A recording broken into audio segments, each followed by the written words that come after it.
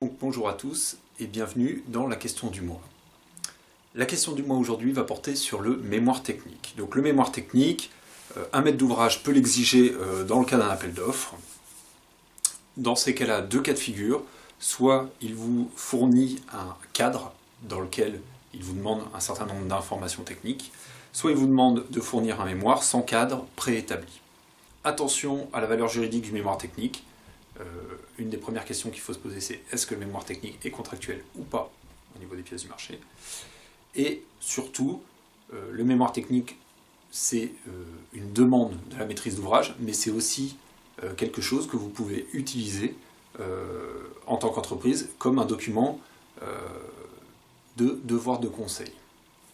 Dans le cas d'un mémoire technique avec un cadre imposé, dans ce cas-là, la réponse est assez simple, il suffit de suivre ce qui est demandé dans les cases. En général, vous avez un sommaire avec des cadres bien définis, et donc il suffit de mettre ce qui a été demandé. Dans le cadre d'un mémoire technique sans cadre imposé, il est intéressant évidemment d'avoir une trame. La trame, la FEB vous la fournit. Cette trame, il faut la modifier, il faut se l'approprier pour qu'elle corresponde à l'entreprise. Une fois qu'on a fait ça, on a un document type, on a un mémoire technique type. Ce mémoire technique, il va falloir l'adapter ensuite à chaque chantier. Aujourd'hui, on a deux types de trames. On a une trame qui est plus, on va dire, gros chantier, et une trame qui est plus petit chantier. Donc partez sur la trame que vous voulez, vous la modifiez pour avoir un document type en interne à l'entreprise, et ensuite, c'est de ce document type que vous allez pouvoir modifier les éléments pour en faire votre mémoire technique. Un mémoire technique, ça doit répondre à 5 questions essentielles pour un maître d'ouvrage. Qui est l'entreprise? Quelles sont les références de l'entreprise? Quels moyens l'entreprise va utiliser pour respecter les délais? Quelles solutions techniques l'entreprise va utiliser pour répondre à l'appel d'offres? Et comment l'entreprise va gérer la qualité et l'environnement du chantier? Selon les besoins du maître d'ouvrage et les objectifs du maître d'ouvrage, la réponse à ces questions va être plus ou moins importante. L'objectif principal et l'intérêt de ce mémoire technique, c'est quand même essentiellement de justifier votre devis. L'idée de ce mémoire technique, c'est tout simplement d'expliquer votre devis. Un devis, il n'est pas forcément compréhensible par tout le monde, c'est de plus en plus technique, avec des mots très compliqués, et donc l'idée, ça va être de qu'est-ce qu'il y a derrière ce devis, et surtout qu'est-ce qu'il y a derrière le prix du devis. Donc comment justifier finalement son prix. Donc là, il y a deux points qui sont essentiels, c'est le savoir-faire et les moyens humains et matériels. Dans les savoir-faire, on a l'étude du projet, ses contraintes, quelles sont les DTU, normes, réglementations qui s'appliquent, et c'est là où vous pouvez éventuellement faire votre devoir de conseil. En termes d'organisation, est-ce que vous avez un organigramme, quelle procédure, quelle méthode de travail vous allez mettre en place? En termes de maîtrise des délais et de la qualité, est-ce que vous avez une démarche qualité? Est-ce que vous allez mettre en place un système d'autocontrôle ou de validation des supports avec des fiches? Est-ce que vous avez une planification particulière? Là encore, c'est un endroit où vous pouvez prononcer votre devoir de conseil, sur certains cas. Et puis, c'est là où vous allez mettre aussi vos références, donc soit un lien vers un site internet, soit des photos, éventuellement si vous avez eu des prix, si vous avez des certifications, type Calibat, si vous avez eu des certifications de bâtiments. Peut-être que vous avez des bâtiments qui ont été certifiés HQE, qui ont eu des labels éventuellement. C'est un gage de qualité, donc il faut le mettre dans cette partie. Et le deuxième point important, c'est les moyens humains et matériels. Et donc là, il va falloir décrire quels sont les moyens dont vous disposez, que vous pouvez mettre en œuvre sur cet ouvrage-là, pour répondre aux objectifs du maître d'ouvrage. Donc attention, dans un mémoire technique, à ne pas aller trop loin dans le détail des solutions. On ne vous demande pas d'une étude d'exécution du projet, on vous demande une étude au niveau du devis, donc on n'a pas encore préparé le chantier. Donc il faut montrer que vous avez pris en compte les contraintes du projet, que vous avez bien compris sur quoi vous allez travailler. Il faut montrer que vous avez les compétences, que vous avez les connaissances, que vous avez les moyens pour répondre à ce projet, mais il ne faut surtout pas donner toutes les solutions détaillées avant d'avoir été sélectionné. Dans un mémoire technique, il y a des astuces rédactionnels et des astuces de présentation. C'est des règles de base qui s'imposent dans toute rédaction de pièces écrites.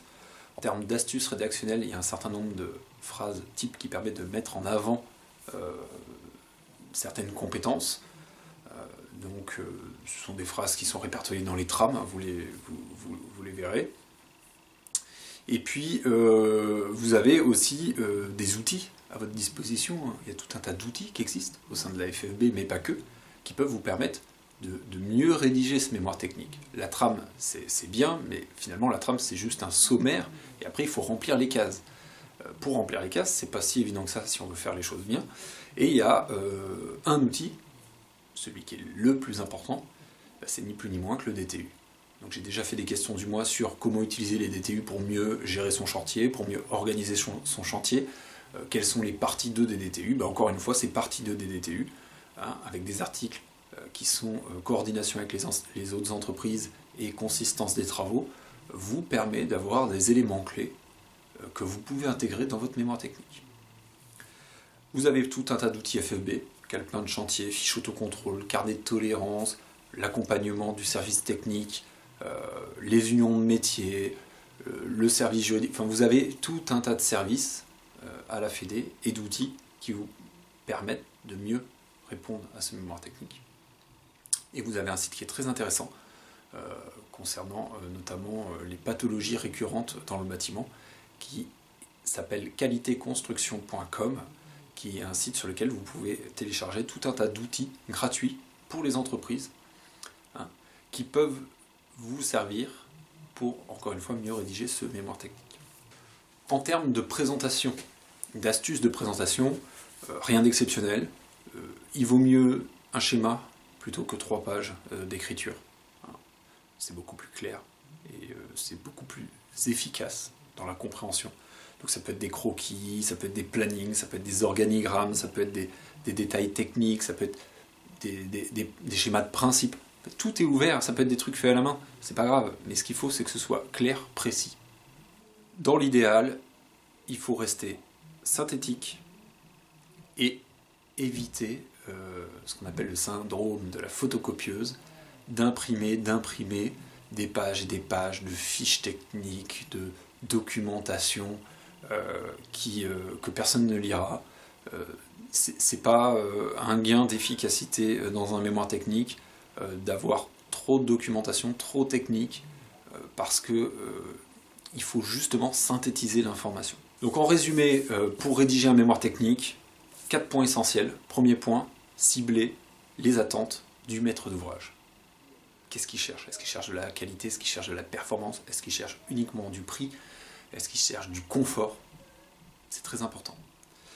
Ensuite, décrypter l'appel d'offres. Quelles sont les pièces du marché? Est-ce que le mémoire technique est contractuel ou pas? Est-ce qu'il y a un cadre précis? Est-ce que je peux utiliser le mien? Quels sont les documents prioritaires, juridiquement parlant? Est-ce que ça fait référence à certaines recommandations professionnelles, des TU ou autres? Il faut bien décrypter l'appel d'offres. Ça, en général, c'est déjà fait dans le cadre de la rédaction du devis. Donc c'est la même chose. Ensuite, soit on récupère la trame d'un mémoire technique déjà fait, soit on prend son document interne et on rédige le mémoire technique, on intègre en copier-coller toutes les solutions et tous les éléments qui sont communs à tous les chantiers. Et une fois qu'on a fait ça, en dernier point, on va optimiser sa réponse. Et là, en fonction des attentes du maître d'ouvrage, on va pouvoir préciser des éléments, intégrer des schémas, des plannings, qui vont vraiment faire en sorte qu'on a rédigé ce document uniquement pour répondre à cet ouvrage. Pour terminer cette question du mois, évidemment, le service technique de la Fédération du bâtiment vous accompagne et je suis à votre disposition pour venir chez vous et vous accompagner dans la rédaction au moins du document interne type que vous pouvez mettre en place par la suite. Donc n'hésitez pas à me contacter. Merci de m'avoir suivi et à bientôt pour une nouvelle question du mois.